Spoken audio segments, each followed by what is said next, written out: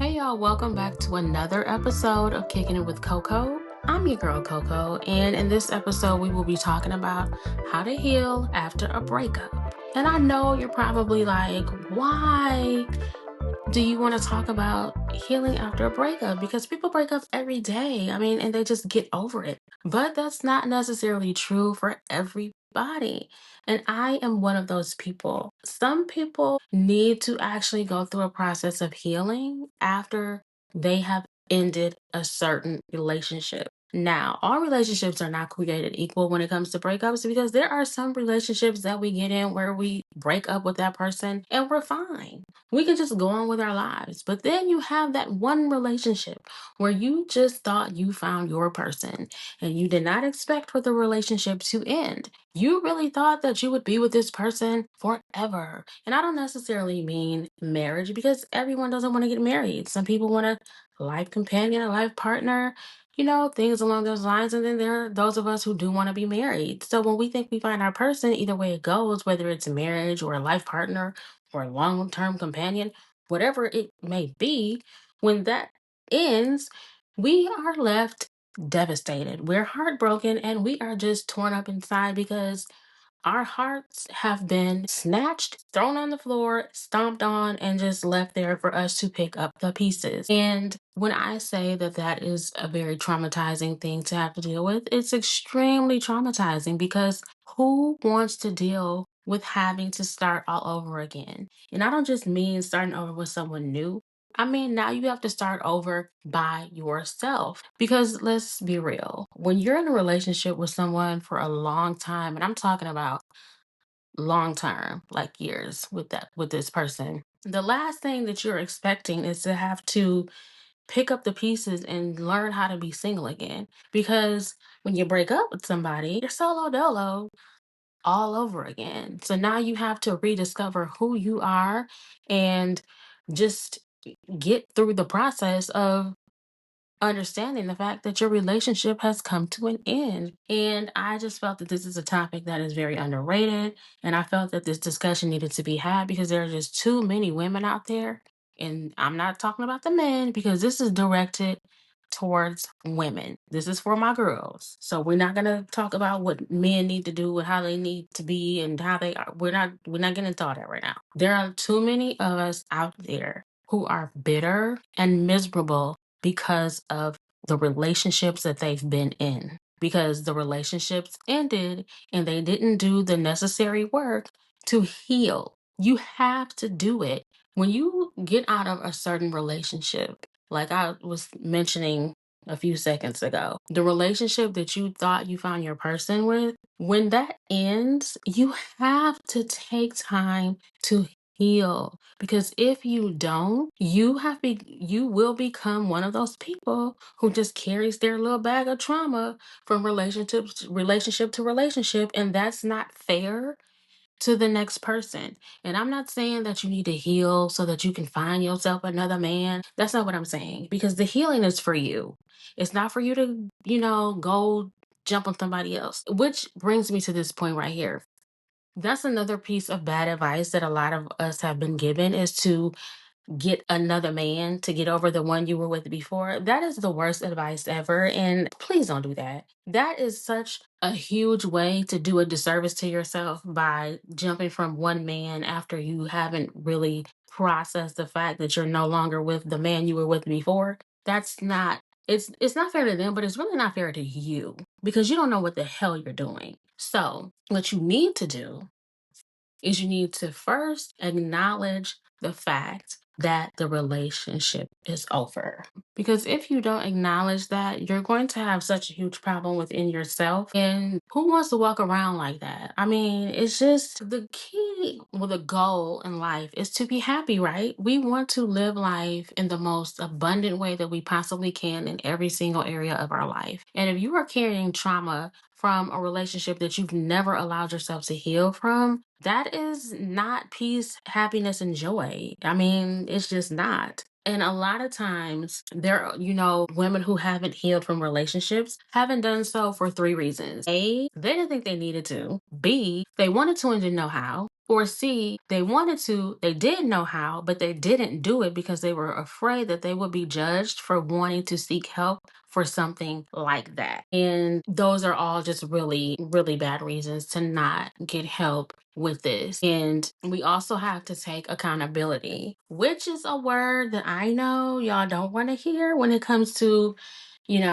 being heartbroken, but you have to take accountability. Trust me. I had to do it myself and I did not want to do it because it was like, I'm the one who's been hurt here. Like it's my heart that's been broken. So what accountability do I need to take because I didn't do anything? I don't want to call myself a victim, but I mean, hey, I'm the one who's left here in sadness and sorrow. It's me. I'm the one picking my heart up off the floor and trying to put, band-aids and sutures and all kind of things on it. It's me. I'm the one. But I had to take accountability for the choices that I made in the relationship, for the things that I allowed to slide, for the red flags that I did not acknowledge, and for the ones that I painted green. And then not only did I have to take accountability for that, I had to take accountability for the previous relationships that I was in, for the shit that I allowed in those relationships, which I had already taken accountability for prior to my last relationship, but I had to go back and take accountability again because obviously I missed something along the way, and it caused me to ignore things in my last relationship that I should not have ignored. And I only did that because I thought that I was doing what I should have been doing to show my man how much I loved him, because I wanted him to know, baby, this is what love is. This is real love. And I am here to ride with you and rock with you and roll with you until the wheels fall off. And then the wheels did fall off, but they didn't fall off in a way that I thought they would. I mean, like when I say until the wheels fall off, I mean like until like death do us part. That's what I thought. That's what I meant. But when the wheels fell off, baby, they didn't really fall off. He took them off. And I was just like, oh, okay, this is what we're doing. Yeah, the relationship ended, and I was just like, wow, didn't see that coming. Yeah, I know things have been a little weird, a little rocky, a little awkward. I thought we could work through that, but then something happened, and I'm not going to get into the details about that, but something transpired, and we ended up no longer together. Wasn't my decision, but when I say it was divine intervention, it really was, because God knew that if it wouldn't have ended like that, I was never going to walk away. So it's a good thing that it ended. That breakup was actually the best thing that my ex has ever done for me, and he doesn't even know that. He doesn't even know that the fact that he broke up with me helped me tremendously with my self growth. It helped me learn so much more about myself that I never even knew. And that is why it is so important to take accountability for the choices you made in your relationship, because a lot of times, and we're in the moment, we don't see the things that we're doing, we don't see the things that we're allowing as being a little bit toxic, because we're in love and we want to show our man that we love him. We want him to know, like, I got you. So whatever you need me to do, I'm going to do it. Whatever it is that I can do to show you how much I love you, that's what I'm going to do. And we all have, our limits to as to what those things are. But for the most part, we can all say that when it comes to being in love with someone, there's really not too much that we won't do. And there's really not a lot that we won't let slide. There is a lot that we will let slide when we're in love. We put our rose colored glasses on, and everything just becomes la la land. Like it's just magical here. Like you just fucking love it. Like you love it. And you love it. You just absolutely love it. And you really feel like finally, I don't have to be back in the dating pool. I can just be with my dude and we can just, do us. And we're going to be happily ever after living our little lives. And even though it's not going to be all peaches and cream, we know that. But at the same time, it's like even with rose-colored glasses on, you don't want to take them off because you're afraid you just might see.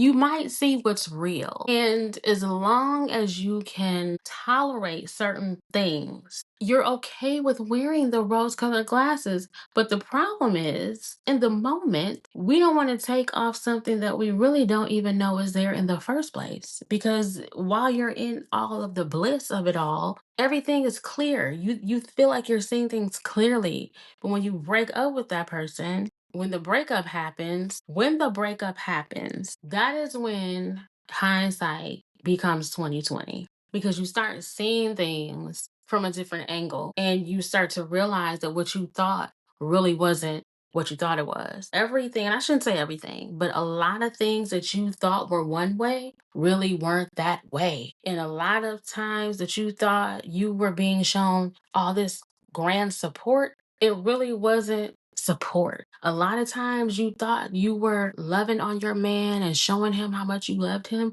You were really just being toxic to yourself, because those were things that you shouldn't have been doing because they were just toxic. Yeah, be real about it. Be real about it. And being real about it doesn't mean that you have to beat yourself up. It doesn't mean that you have to, say that you were wrong for even being with this person, because we take lessons from our relationships. Being real about it just means just acknowledge the fact that you played a part in the toxicity of it, which you didn't know was toxic at the time, but it was. You played a part in the things that you allowed to happen, the things that you chose to, just basically ignore. You played a part in that because you chose to allow those things to happen. And what we allow will continue. It's just as simple as that. You teach people how to treat you.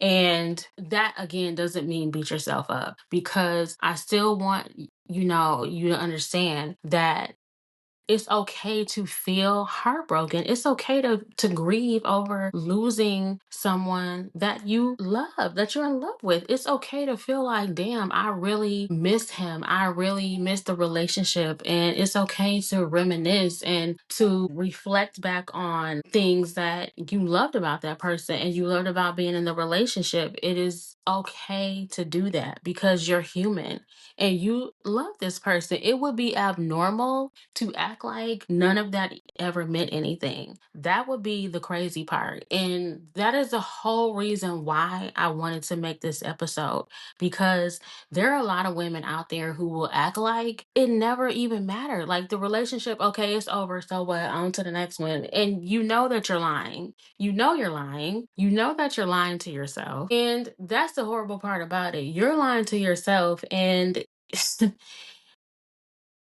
you have to be honest with yourself. You wanted the relationship to work, but acting like you don't care is just a sign of being hurt. And then you walk around with all that hurt, and it's like, who are you hurting more than you're hurting yourself?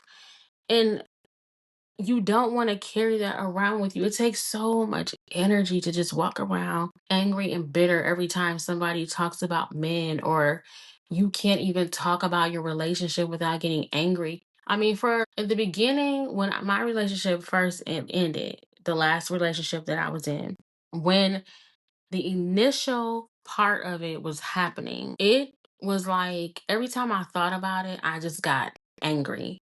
Like, I just could not believe that it ended like that. And I was more so hurt at the fact that I didn't do anything to deserve that. That is what hurt the most, and that is what disappointed me, because I did not do anything to warrant that type of treatment. I did nothing at all. And that is where my most of my pain and my anger came from, because I could see if I had done something. But I can honestly say that I didn't. And in all of my relationships that ended, I was usually the one who ended them because I was just tired of the bullshit. But this particular relationship, I really was ready to just have this be my last one. Like, I really thought, like, okay, this is it. But as I looked back, allow them to. But trust me, once you go through this healing journey, as hard as it's going to be and as much work you have to put into it, as much effort as it requires, you're not going to let anyone do that. And as a matter of fact, you're going to put in so much work and time with this that you probably won't even like people for a while. I'm just saying. I for the longest was like, you know what? I'm cool on relationships. I don't want to be in another one. I don't even know if I like men anymore. And I don't mean like don't like them at all. I mean, I just felt like I don't even want to be bothered with no men right now. I don't. I just wanted to do me. So now it's going on almost 3 years since I've been single. And I've learned so much about myself. I've learned that I can really be a resilient person, that I am resilient rather. I've had so much growth. My confidence has blossomed even more. I feel like I am capable of doing so many things in my life that I didn't think I was before. I am pursuing my and another thing is that I was allowing him to even I was allowing him to convince me to put my dreams on the back burner so that I could do things that he thought I should be doing business wise. And I was doing that because I was like, okay, well, I really want to show him that I trust his judgment and that I feel like he has my best interest at heart. But really, these were things that I didn't want to do. And these were things that I never thought of doing before I met him. I just was not interested. And none of that mattered to me at the time because my main goal was to keep him. But I was so wrapped up in the whirlwind of the romance that I had forgotten that you can't keep somebody that don't want to be kept. And I'm not saying that he never wanted to be kept. I'm not saying that he didn't really love me. I'm not saying that none of that was true because I can only speak for myself, but from what I can say about most of the relationship that we had a really good time with each other. We had a lot of fun together. We spent a lot of time together.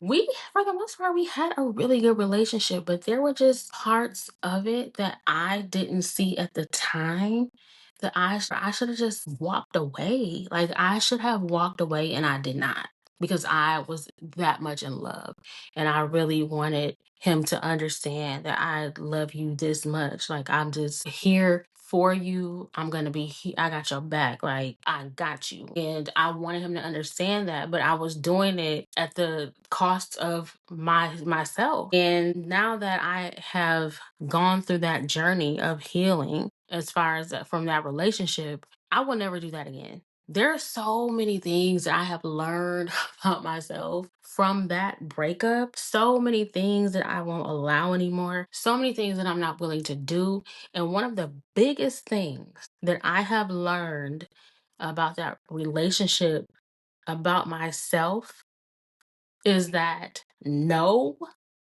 is a complete sentence. No is one of the most liberating words you will ever use in your life. No requires no explanation. It's just no. It's no. Hey, do you want to go? No. Hey, can I? No. Hey, would you like to donate? No. No, I would not. No. Why not? Well, can I ask why? Because no. Because, yeah, because no. It's a complete sentence. Just no. That is a word that I don't have a problem with using anymore. At first, I would, when I was in my last relationship, I didn't want to say no to him because I didn't want to. I felt like if I said no to him for certain things, he would leave.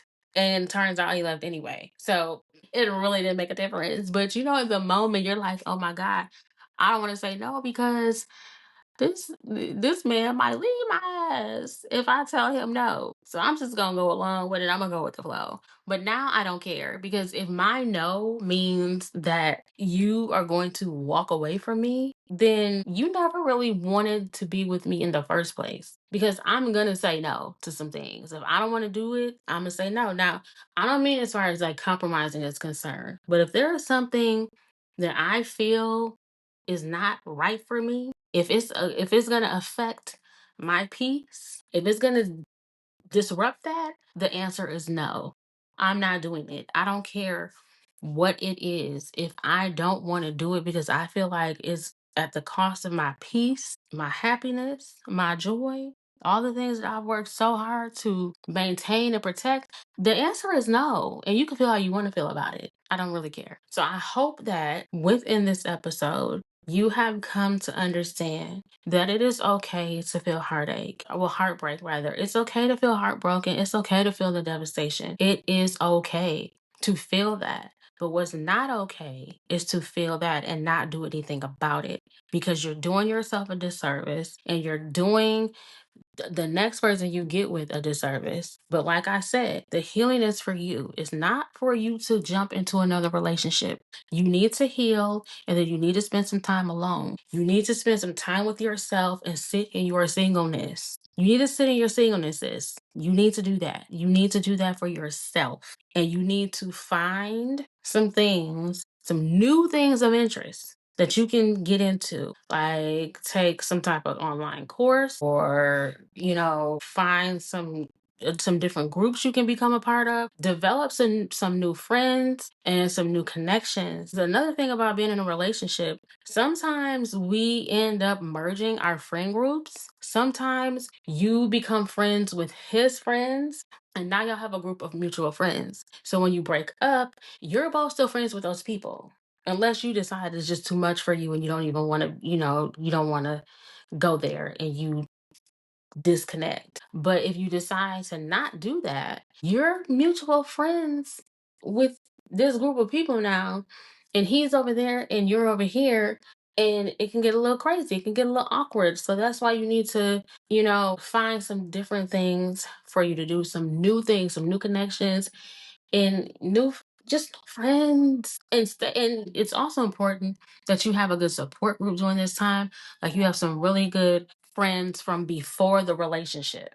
Now, I know I just said make some new friends, but it's still important that you maintained your old friendships that you had before the relationship. It's so important that you did that, because those are the people that's really going to be there for you when it comes to the days you just need to vent, the days you need to cry, the days you just need somebody to be an ear for you. So I'm going to close out the episode now. If you found this episode to be helpful and you really want some more in-depth guidance on how to go through this healing journey, how to navigate it, you might want to check out the ebook that I recently wrote called The Heartbreak Handbook, A Woman's Guide to Healing After a Breakup, which is available on Amazon. It will help you tremendously. And I want to thank y'all for lending me your ears. And until next time, remember that your peace is non-negotiable, and I'll talk to y'all in the next episode. Bye.